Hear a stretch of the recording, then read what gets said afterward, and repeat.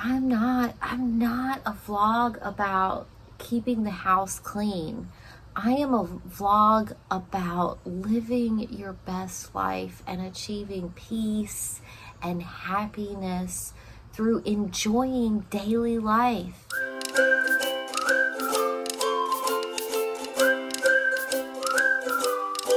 Hey y'all, it's me Azalea. You're watching my YouTube channel, Azalea's Way. The garden here is popping. I love growing flowers and vegetables and herbs.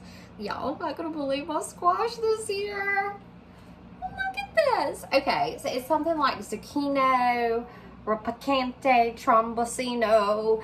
I don't know how to say it. I got it from Baker Creek Seeds. I will just put that up there and y'all can read it because I know I'm not saying that right, y'all. It is growing on my chain link fence. It is a climbing squash vine. And this, I haven't tried it. I haven't ate it yet. But y'all, it's just like so, it feels like a yellow squash, like a tender, young yellow squash. And oh, y'all, they're so good. Good looking.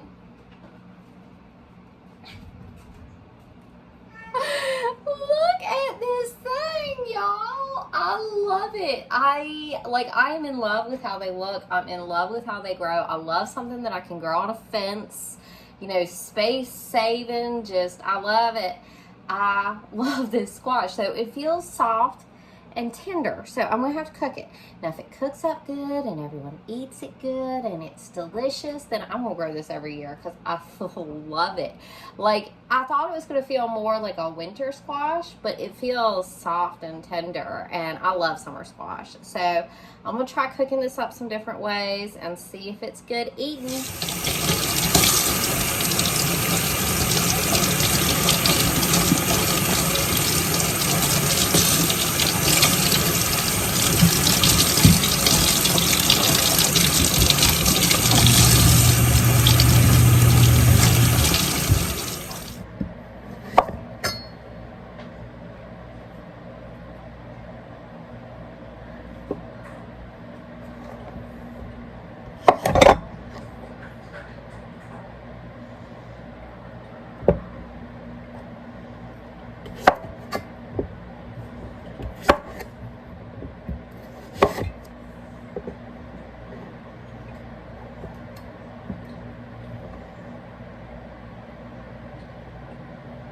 And this squash, it is just so juicy. Water just beating up where I cut it. And there's no seeds in the neck of it. I have a feeling this is going to be delicious. Like, this is what the neck of it looks like. Just solid, really tender skinned flesh. I'm so excited to taste this. These squash are so huge. Like, even as huge as it was, I think I caught it young, like as a baby. The seeds are like not even yet really formed. I'm loving this. Y'all, it just cooks up so nice. It's still got a little bit of firmness and crispness to it, but it tastes so good. It might be done. So, because it's Italian, and I read that it was used for like filling raviolis, like a vegetarian ravioli filling, I figured I'd go Italian. So I'm just making pasta.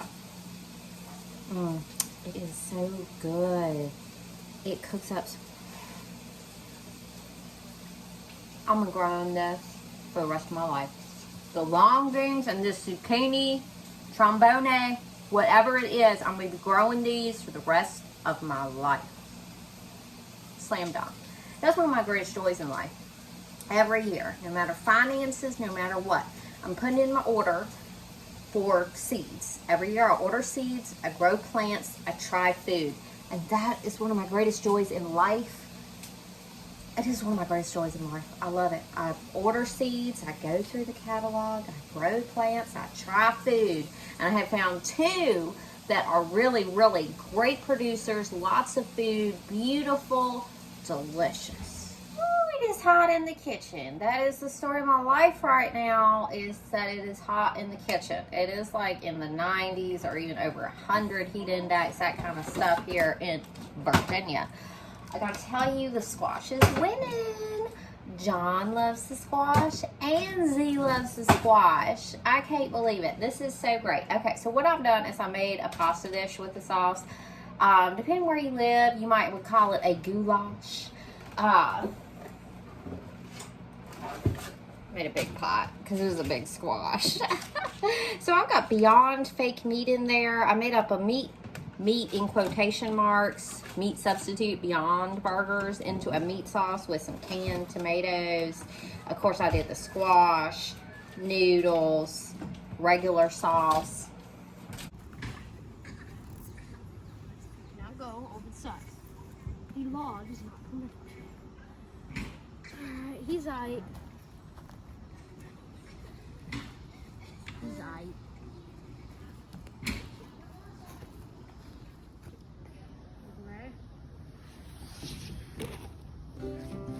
What do you think, Hucky?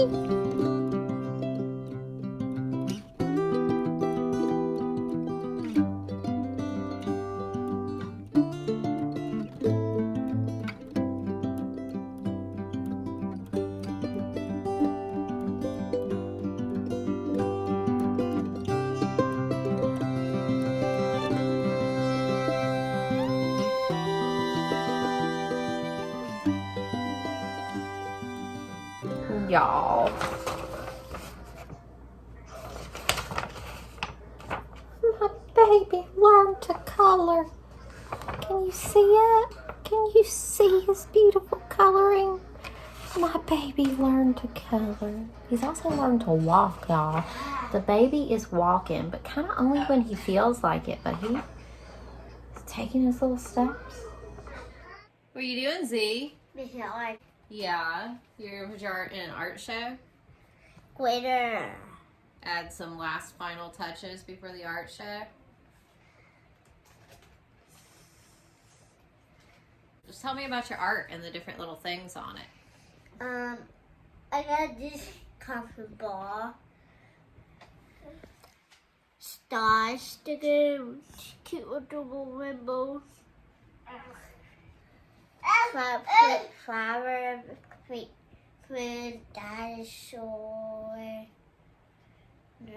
dinosaur, purple, shiny stuff, and this is button. I shoot hot glue. You use hot glue. I wet first. Look. Yay? Yeah.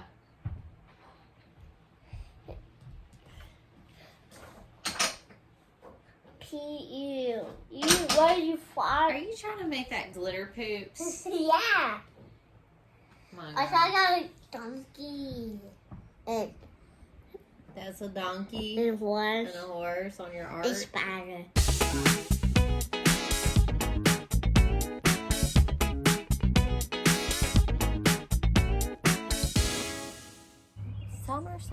Summer is busy this year, but it is really busy in the most idealistic sort of way. We have been doing activities. My littlest child is a toddler, my middle child has special needs, and my oldest child is a tween. We're transitioning into teenhood. So every child is a handful right now. Every child is a handful right now. So my hands are very full with these children. We're in summer. No one's doing a summer school type situation. So everyone is with mama. And by the end of the day, sometimes I am just like, no more noise, no more noise, no more sounds. I just want silence. So a lot of big exciting things with the children. Everyone is just developing so much, I feel like, this summer, and I am enriching them with so many activities. Now, y'all know we bought this fixer-upper, and I worked the fixer-upper as my job, fixing it up for us to live in debt-free. Now, this summer, the house is fixed. The baby is born. I'm not enormously pregnant. I'm not working on the house, so I am pouring myself into the children.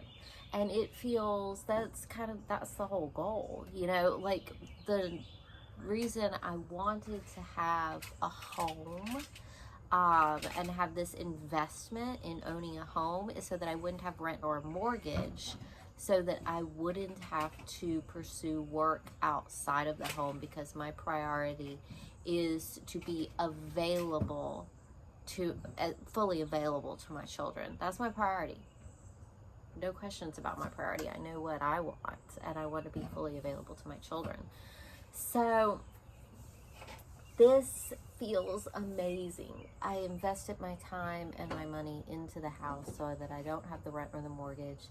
And now here I am pouring myself into the children this summer. I invested my physical strength into creating the third child. That was a doozy. And now he's here, and I feel physically recovered. And I'm kind of at, you know, sort of an end goal. So I've been taking the kids to a million different activities, being with them. Some things that are important, like looking your child in the eye, not dividing your attention, not looking at your phone, not looking at the TV, not folding laundry, but looking your child in the eye while they talk to you. These are free things.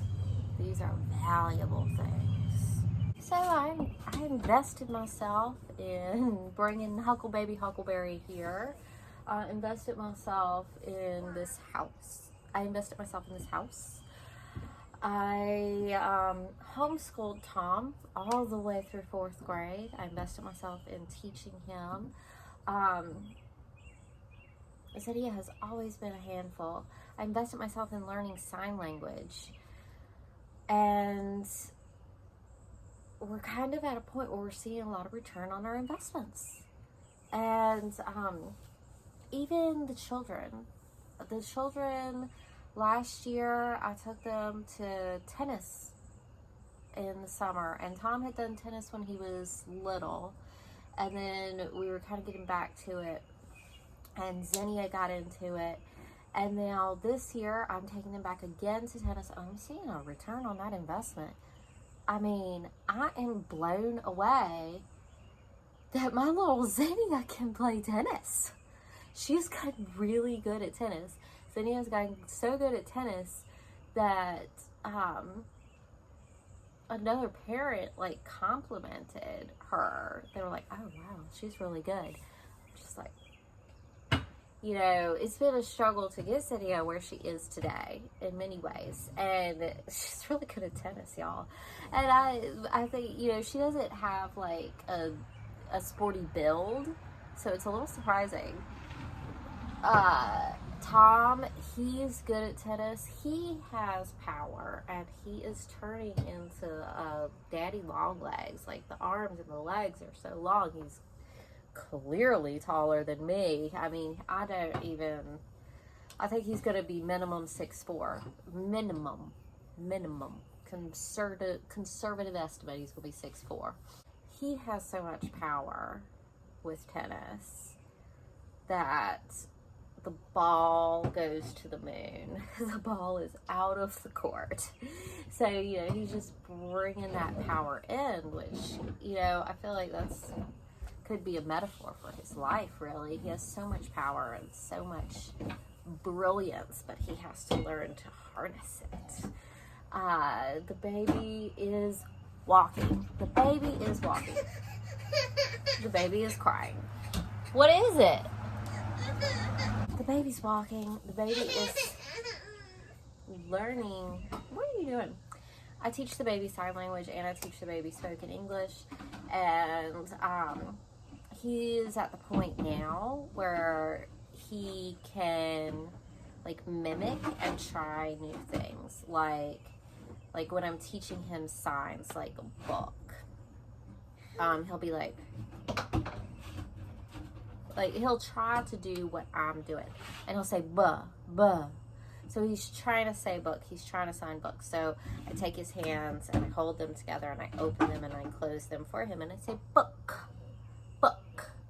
So he's at a point where we can really actively work together on developing language. And he's obviously walking, and I wish I could show you a video of it, but he walks when he feels like walking, and he won't do it on command. You can't be like, come here. He does it when he feels like doing it, and it is not caught on camera. He's getting more steady though.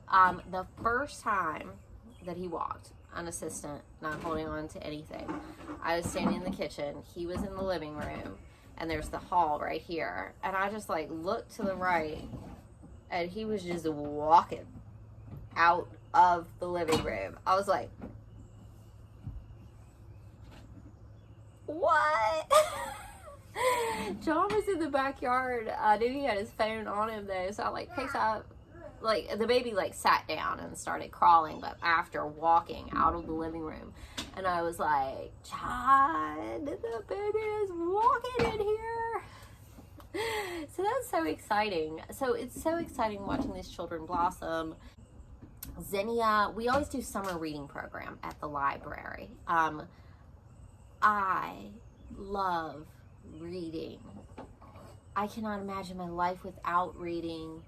From the time I was very small, like books. I'm jealous of my children that have the opportunity to read for hours uninterrupted if they chose, because I can't do that anymore because I have a house to run and children to raise, jobs to try and generate income, and so I would love to have those childhood uninterrupted hours to read. I loved the Chronicles of Narnia, and I read all of the Chronicles of Narnia, and then I read them again, and then I read them again, and then I read them again, and I read The Hobbit and Bridge to Terabithia, and every single Judy Blume book, and then I remember as a kid I had finished every Judy Blume book, and so I tried some of her adult, like I tried an adult book, and I was like, oh, I don't like this as much, and you know, just every random book you can imagine, Bambi, Swiss Family Robinson. I love to read. I've always loved to read. Let me tell you a little story about that. One summer, my aunt took me and my cousin to summer reading program, and I got a reading log, and I decided in my head I was going to read more books than anyone else had ever read in a summer. And so I had a basket, and this summer I was also really into toads, and I played a lot with my cousin. Anyway, and so I would fill up my basket with books from the library, and I would have long novels, and I would have Garfield comic books, and I had all of these books, and I would, when I wasn't like playing with my cousin, I was at my house reading these books, all of these books, and writing their title down on my little book log. And so I had taken it very seriously that I was going to read more books than anyone else in my town that summer. And so we kind of got to the end, and I was excited. I think there's a prize or like a recognition of a certificate or something. And so I was excited for that day because I knew I had read the most books. And then it turns out we weren't like maybe officially registered or signed up in the program for some reason. And looking back on it, that's crap. And I didn't get like the certificate for reading the most books because we weren't like officially registered in the program, like me and my cousin. And then it just seems like a great injustice. And I'm looking back on it now, and I'm like, this isn't like, I don't don't know, this isn't like a lawsuit. This is a summer reading program. Just write my name in the registry. Like, it's not that big of a deal. Like, it seems weird that they didn't just like register me in. It seems weird. Like, I feel like, so, looking back on it, I'm like, the librarians dropped the ball here. That wasn't fair to do to a child. Like, I'm seeing this now and I'm like, that was an injustice. At the time it felt like an injustice, but also as an adult, I'm looking at it and I'm like, dude, it's library registration. The library, write your name on a list. It is not a binding legal document. Anyway, so, but I think my aunt, I'm trying to remember. I have a bad memory sometimes. I love to remember things in the past from detail because it feels good. But I also have a very, very bad memory, and that's why it feels good to remember things, because I'm like, oh, I caught one. I caught a memory, like a firefly. But I think my aunt made me a certificate. I could be making this up. I feel like my aunt made me a certificate because I didn't get the one at the library. I feel like she made me one. It'd be really funny if she didn't, and I'm just making this up in my mind. But anyway, that's how much I love to read. I remember after I got up to middle school, when I would walk through the halls, like between classes, I would read while I walked. Or like after I was done, I read the year of 6th grade. I remember I read Gone with the Wind, the original Gone with the Wind, and it was the longest book I'd ever read, so I felt like that was a personal accomplishment. Anyway, I like to read books, and so my children always do summer reading, and before they were big enough to read themselves, I used to read out loud to them, many novels, and now, my daughter, here's my daughter right now, she has maxed out, like, it's 1,000 minutes to get in the drawing for all the different prizes, and she has done all of it, and we're only halfway through the summer. So, Zizi learned to read, and now she reads all day. What's your favorite thing to read? Bad Kitty and Garfield. Bad Kitty and Garfield? There's dragons. And you like to read about dragons? So, Zizi is reading silly. Now, Tom is not as focused in on reading, and so he doesn't have as many minutes as Z, and he's really kind of pushing. One of Z's superpowers is getting fixated in on projects and putting hours into it. So she'll get fixated on a book and read every page. She'll get fixated on her artwork, her huge collage, and do hours worth of gluing. So her, like, mental disposition to be fixated on something can be a superpower. And then Tom is going where the wind blows him.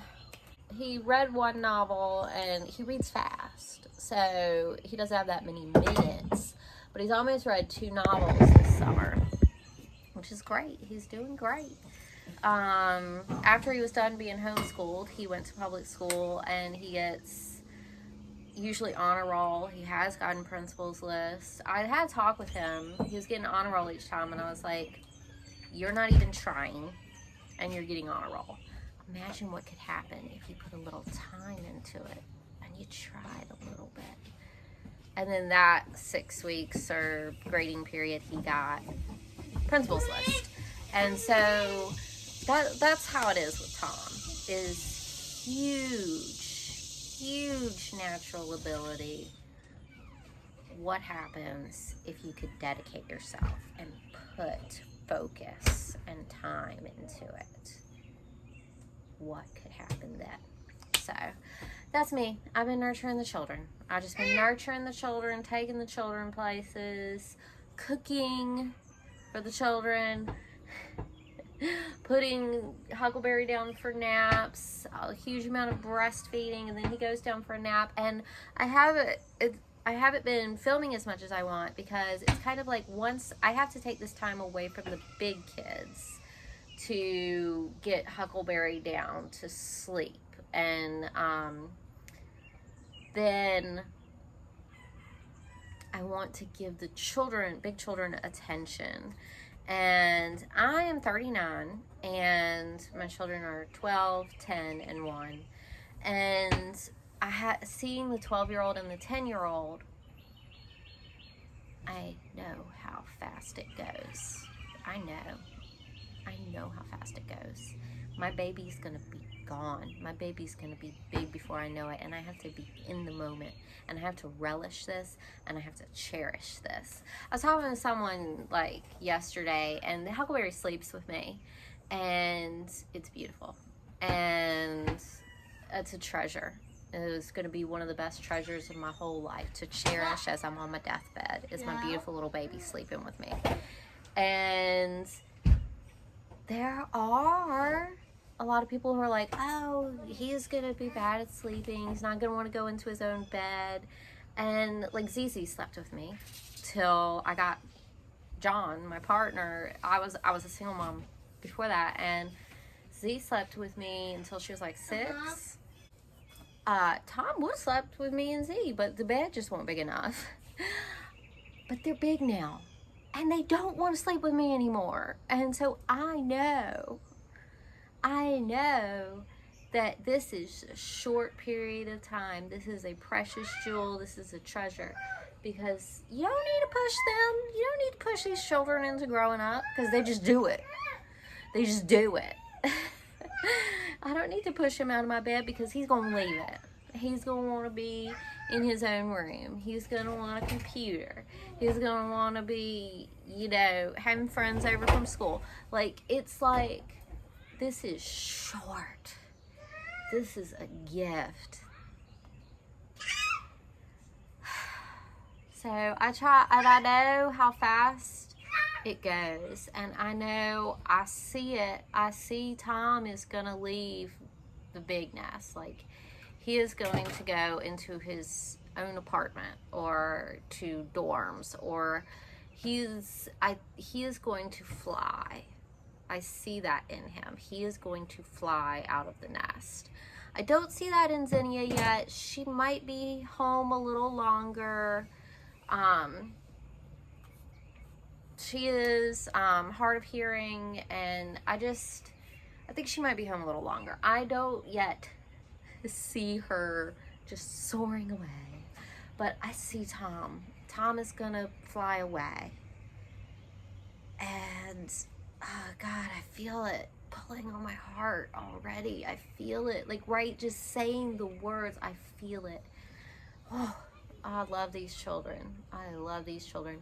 When I'm elderly and when I'm a grandmother, my goal, like right now, my goal is to be available for my children, but they're gonna grow up. They're gonna grow up. You don't have to push them into it. They're just gonna do it.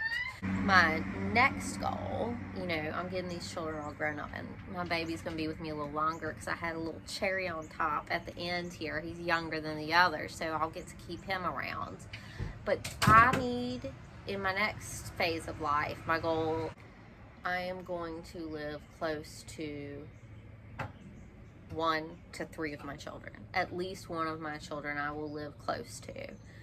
That's the next goal. And I will be an involved grandparent if grandchildren are in the future. I don't have this dream of having grandchildren, because I don't think that, for me, having children is my calling. But I don't know if that's my children's calling. So, but I want to be near at least one of them. Cece might stay home longer. It's hard to say. And then I just want to be available for my adult children. They're the treasure. They're the jewel. They're the wealth on earth. They're the treasure. They're the wealth. They're the jewels. They're the success. They're the achievement.